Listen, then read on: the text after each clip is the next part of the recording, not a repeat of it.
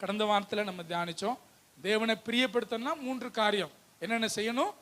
தேவனுடைய வார்த்தைக்கு கீழ்ப்படியணும், ஆண்டவரை விசுவாசிக்கணும், ஆண்டவருக்கு உண்மையாக இருக்கணும் சொல்லி நம்ம தியானித்தோம். இன்றைக்கு நாம் தெரிந்து கொள்ளப்பட்டவர்கள். நீங்கள் தெரிந்து கொள்ளப்பட்டவர்கள். இந்த உலகத்தில் உங்களை மற்றவங்க பார்த்து சொல்லலாம், எப்போ நீலாம் லாய்க்கு இல்லை, நீலாம் அன்ஃபிட் அப்படின்னு சொல்லலாம். நான் முதல்ல எங்கள் வீட்டை விட்டு ஓடி வந்து சென்னையில் இன்டர்வியூ அட்டன் பண்ணும் பொழுது என்னை சுற்றிலும் இருந்தவங்க பார்த்தா எல்லாம் வெள்ளைக்காரங்க போல இருந்தாங்க. அவங்க ஃபுல்லாக நார்த் ஈஸ்ட் ஏரியாவில் உள்ளவங்க.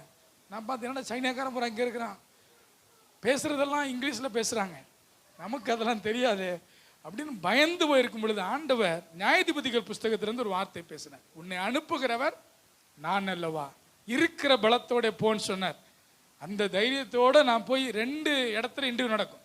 மேலே ஃப்ளோரில் ஒரு 10 பேர் உட்காந்து கேள்வி கேட்பாங்க, கீழே கிரவுண்ட் ஃப்ளோரில் ஒரு 10 பேர் உட்காந்து கேள்வி கேட்பாங்க.